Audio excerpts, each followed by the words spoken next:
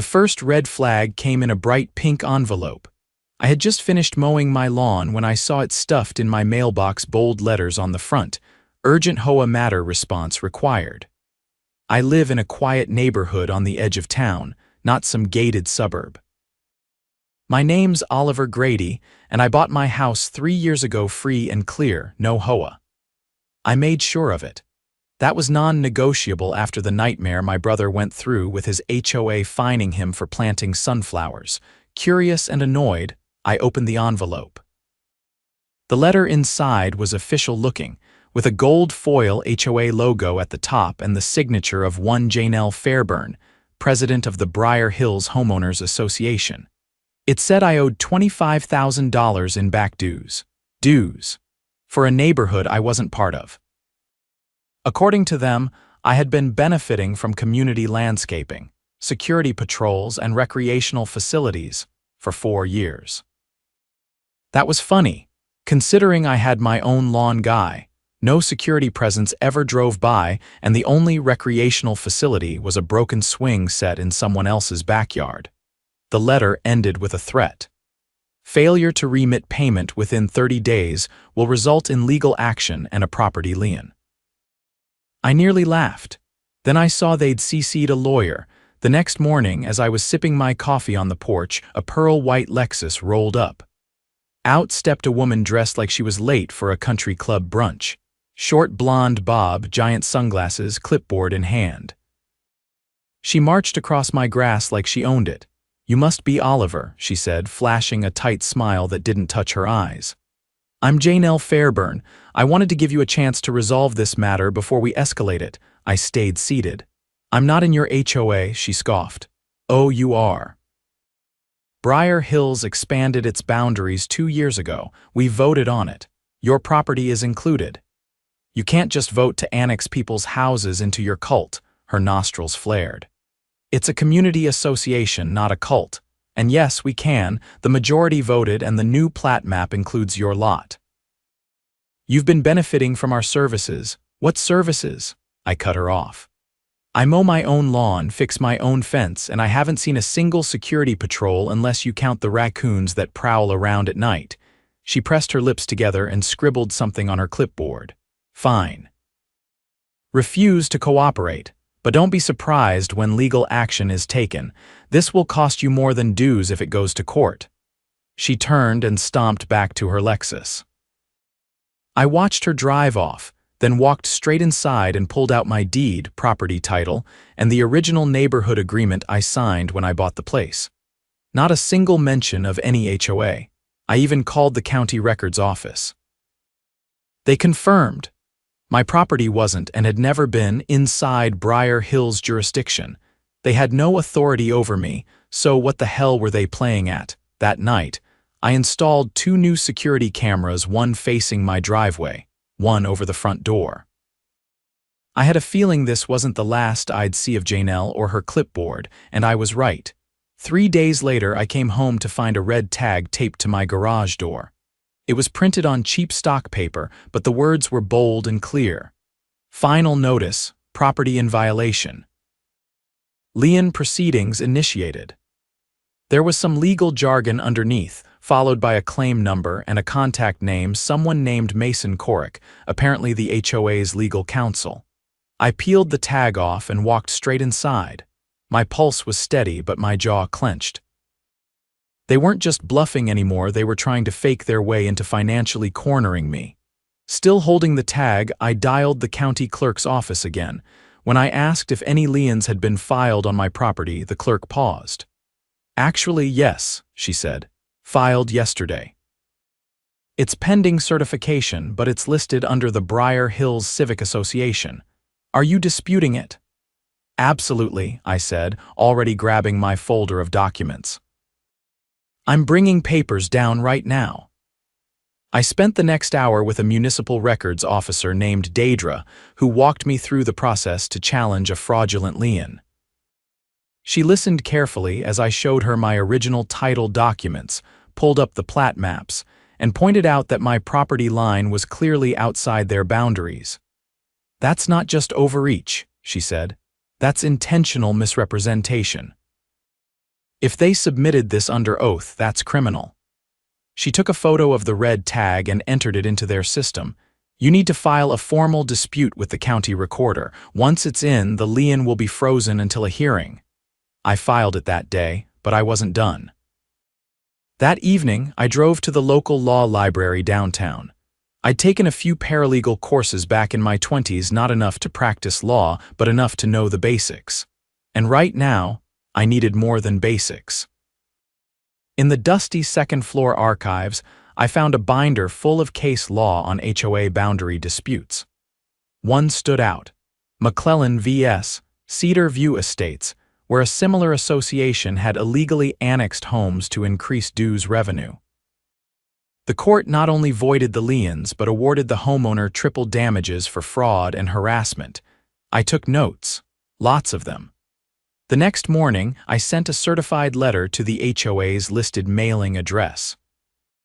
It contained a formal cease and desist, a notice of pending legal counteraction for fraudulent lien filing, and a demand for immediate withdrawal of all claims. I copied both the county recorder and the city council's legal department. Less than 4 hours later, I got a knock at the door. This time it wasn't Janelle. It was a man in a too-tight blazer with a Bluetooth headset and a clipboard. His handshake was weak, and his voice had the oily tone of someone used to fast talking through bad situations. "Mr. Grady, I'm Mason Corrick, counsel for the Briar Hills Civic Association. You're the one who filed the lien," he shifted slightly. "I'm the one who processed the paperwork. I'd like to discuss a resolution that avoids unnecessary litigation." "There's no resolution to be had," I said. "You filed a fraudulent claim on a property you don't control. That's criminal. I've already reported it." He glanced at the camera above my door. Perhaps we got ahead of ourselves. There was a clerical mix-up in the plat registry. Nothing was done with malicious intent. "You submitted a sworn statement to the county saying my home was under your jurisdiction. That's not clerical." He looked past me into the house, probably trying to gauge whether I had legal counsel yet. Then he said something that made my blood go cold. "The association has a long-term development plan. Expansion is inevitable. It's easier when everyone's already on board." So this was about pressuring me until I caved. He didn't answer. I stepped forward. "You have 24 hours to withdraw the lien and issue a written apology. If not, the complaint goes to the DA's office." Corrick's jaw tightened. "You don't want to escalate this further, Mr. Grady?" "I already have." I shut the door. That night, my security footage caught something disturbing. Around midnight, a figure in a hoodie walked up my driveway and sprayed quick bursts of black paint across both my cameras. The footage cut out right after. But they made one mistake. I had a third camera hidden under the porch light, aimed at the lawn. It caught the car. They came in a silver Range Rover with a license plate partially visible. After some zoom and frame adjustments, I got 5 of the 7 characters. I called the police. Officer Dana Morales came out the next morning. She was sharp, no nonsense, and took one look at the footage before whistling low.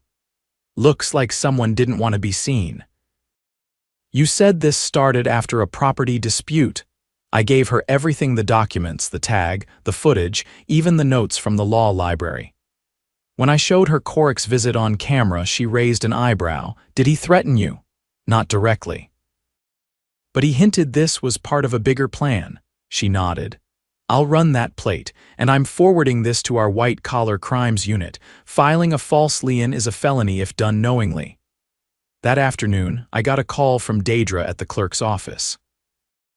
"You're going to want to hear this," she said. "Another homeowner came in today, same issue, exact same red tag. They're not part of the HOA either." "How many properties were added in this boundary expansion?" "From what I can tell, 9, all outside the original limits." "And none of them signed any agreement?" My stomach turned. This wasn't accidental. This was a coordinated land grab. I spent the next 2 days knocking on doors. I met 5 of the other homeowners. Most were older, retired, or just assumed they had no choice but to pay. One couple had already written a check for $12,000 just to avoid court fees. I explained the situation, showed them the case law, and shared Officer Morales's findings. By the end of the weekend, we had a group of 6 homeowners ready to file a joint complaint. We hired a local attorney, Gregory Powell, a pit bull in a suit who used to work for the state attorney general's office. The moment he saw the documents, he shook his head. "They're cooked. This is fraud, plain and simple. You've got a solid case for damages, and maybe even criminal charges if the DA bites." He filed the civil suit Monday morning. By Wednesday, the HOA's board had gone into full panic mode. Janelle called each of us personally, offering to resolve the misunderstanding if we dropped the filing. Nobody did. That Friday, the county recorder sent notice that the lien on my house had been officially nullified due to fraudulent basis, and then came the real blow. Officer Morales called again. "We identified the vehicle from your footage. Belongs to a board member's son, 18, still living at home. We're charging him with trespassing and property damage. We're also opening a broader investigation into the HOA's financial practices." I leaned back in my chair and looked out at my freshly mowed lawn. They came at me with fake dues, a forged map, and a lien they had no right to file. I came back with cameras, the law, and a community that stopped being afraid, and we were just getting started. 2 weeks after the lawsuit was filed, everything accelerated. Our attorney, Gregory Powell, had sent subpoenas to the HOA for financial records, meeting minutes, and any documentation related to their so-called boundary expansion. They stonewalled at first, claiming some files had been misplaced during a recent system update. Gregory wasn't having it. He filed a motion to compel, and the judge granted it with a warning. If the HOA couldn't produce the records within 10 days, they'd be in contempt on day 9. A courier dropped off 3 thick boxes at Gregory's office. Within hours, he called me. "They sent everything," he said. "But they didn't look closely before they did. You're going to want to come in for this." I met him that evening in his office, where he laid out a series of internal memos, email printouts, and a spreadsheet that practically glowed with wrongdoing. The memos were the worst. One, dated 6 months earlier, was from Janelle to the rest of the board.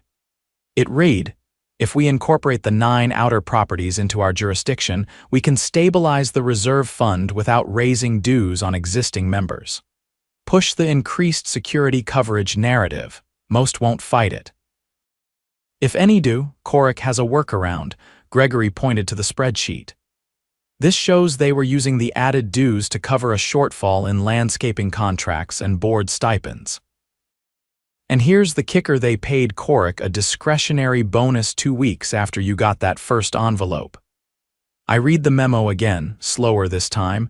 It wasn't just unethical, it was calculated theft. And when you take someone's property under false legal pretenses, that crosses into criminal territory. We turned the documents over to Officer Morales and the county prosecutor's office. Within days, a formal investigation into the HOA's financial conduct was opened. Grand jury subpoenas went out.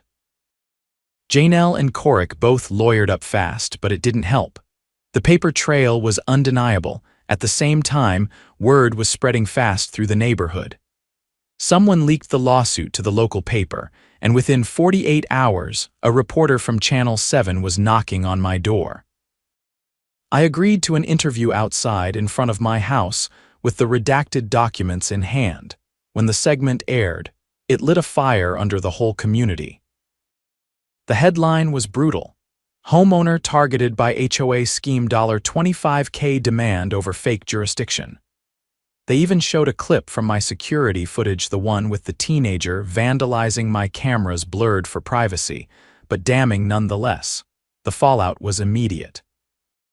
3 more homeowners came forward, each with similar stories, and all of them had paid.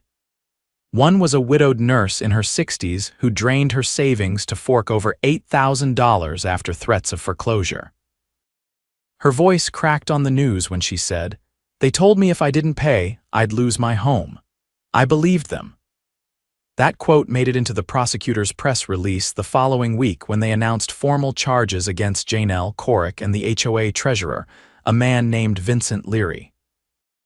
The charges included conspiracy to commit fraud, filing false legal instruments, and attempted grand theft. Janelle was arrested at her country club. Corrick turned himself in the next morning, flanked by 2 attorneys. Vincent tried to claim ignorance, but a forensic audit showed he'd personally authorized the disbursement of funds siphoned from the coerced dues. The board collapsed overnight. The vice president resigned publicly on social media, saying he'd been misled and deeply ashamed. The remaining members scattered. The HOA's bank accounts were frozen pending litigation, but we weren't done. Gregory filed an amended complaint seeking treble damages for each of the 6 plaintiffs, citing emotional distress, legal costs, and lost wages. When the court date arrived, we walked in as a unified front 6 homeowners who had refused to be bullied. The defense tried to argue that the board had acted in good faith and had simply misunderstood their authority to expand. Gregory shut that down with the memo. The judge didn't even let it go to jury. In his ruling, he wrote, "This was not a misunderstanding. It was a deliberate and coordinated action to financially exploit residents outside the HOA's jurisdiction. The defendants weaponized legal processes to create a false appearance of authority. The court finds in favor of the plaintiffs. We were awarded full damages plus attorney fees." For my part, that meant not just the voiding of the lien, but a payout of $75,000. The county prosecutor wasn't finished either. After the criminal case wrapped, Janelle pled guilty to 2 felony counts and was sentenced to 9 months in county jail and 5 years probation. Corrick lost his license to practice law. Vincent was fined heavily and barred from serving on any board for a decade. But the most satisfying part wasn't the money or the convictions. It was the moment I saw the new sign go up at the entrance to the neighborhood. Under community oversight, no HOA governing authority. A group of residents had voted to dismantle the HOA entirely, replacing it with a voluntary neighborhood council that served only in an advisory capacity, with open books and quarterly town halls. I was asked to join the new council. I declined. I didn't want power, I just wanted peace. And now, finally, I had it. The house was quiet again. No more pink envelopes, no more clipboard inspections, no more threats disguised as friendly notices. Just the sound of sprinklers, the occasional bark of a dog, and the distant hum of a lawnmower. One evening, as I was finishing a beer on the porch, the nurse who'd paid $8,000 walked by with her dog. She paused at the gate. "You know," she said, "if you hadn't stood up to them, I think they'd still be doing it, to all of us." I nodded. "They picked the wrong guy." She smiled and walked on. Behind her, the neighborhood looked exactly the same, but it felt completely different. It was nearly 4 months after the court ruling when I got the call from Officer Morales again this time. Not about a new crime, but a question. "Oliver," she said, "do you remember if any of the documents you submitted mentioned a company called Greenline Property Consultants?" I paused, thinking back. "That name isn't familiar. Why?" Something came up in a separate case. "Thought I'd run it by you, just in case." By now, I trusted Morales enough to know if she was asking, it wasn't casual. I told her I'd check through my scanned files. A few hours later, I found it. A single mention in a budget line buried in the HOA's ledger, Greenline Prop. Consulting Boundary Analysis Services. I sent it over. The next day, Gregory called me, voice low and deliberate. "I just got off the phone with the county prosecutor. They're widening the investigation. Turns out Greenline was more than just a consulting firm. It's a shell company set up by Vincent Leary 2 years ago." I leaned forward in my chair. "For what?" "To fabricate property assessments and neighborhood maps. They were creating fake plat overlays to justify the expansion. This wasn't just a corrupt HOA trying to scrape together funds. This was engineered fraud, using falsified documents to steal from people under the guise of legality. It explained the confidence they'd had when they came after me. They thought their fake maps would hold up if challenged, Gregory continued. The DA's office is assembling a task force. They're looking at whether any of the officers personally profited beyond the dues. By the time the grand jury convened again, the list of charges had more than doubled. Janelle, already serving her sentence, was hit with additional indictments for wire fraud and conspiracy. Corrick faced obstruction charges for knowingly submitting forged documents to the recorder's office. Vincent? They found offshore accounts tied to the Green Line shell, each funded from the association's reserve transfers. He was arrested at a private airstrip outside county limits with a one-way ticket and a briefcase full of burner phones. The news went public in a televised press conference. The county prosecutor stood between two state investigators, laying it all out. The HOA leadership had orchestrated a scheme to expand their financial control by manufacturing jurisdiction, threatening homeowners, and laundering the proceeds through fraudulent entities. They called it one of the most organized residential fraud cases in county history. After the updated charges were filed, I was asked to testify before the grand jury. I walked into that courtroom wearing the same jacket I'd worn the day Janelle first showed up on my lawn. I brought the original property survey, the cease and desist letter, and the camera footage of the board member's son vandalizing my cameras. When I finished, one of the jurors asked, "Why didn't you just pay the dues and walk away?" I answered without hesitation. Because that's how they get away with it. They count on people being too tired or scared to fight back. That afternoon, the grand jury returned indictments on 20 counts against the 3 former board members and Corrick. The charges spanned from criminal conspiracy and racketeering to falsifying public records. The DA filed for asset seizure on the Green Line accounts and the HOA's reserve fund. The money was ordered into escrow pending civil restitution. Meanwhile, the replacement community council, the advisory group that had taken the HOA's place, began holding open forums. I attended the first one out of curiosity. It was held in the elementary school gym, folding chairs lined up in uneven rows. No banners, no gavel-wielding president. Just neighbors asking questions and volunteers offering updates on trash pickup schedules and holiday events.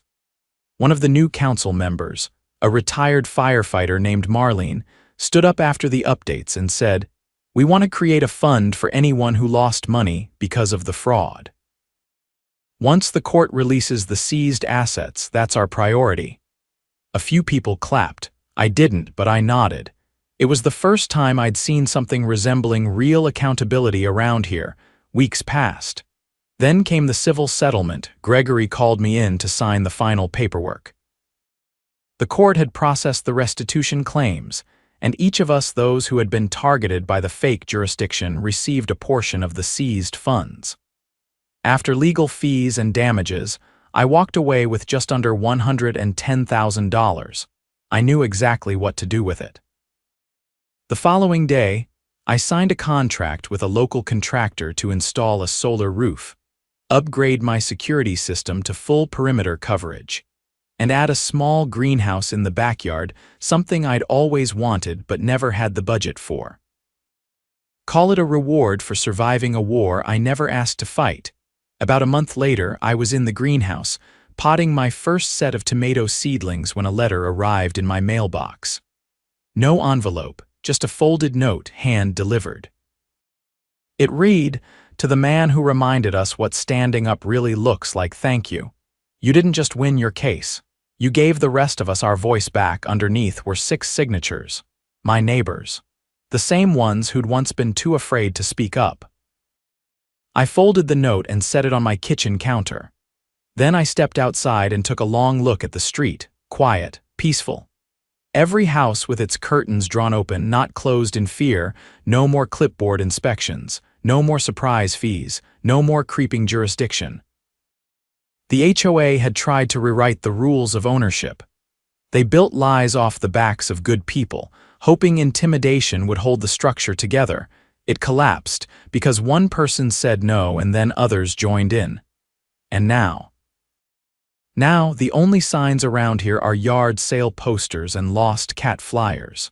The way a neighborhood should be.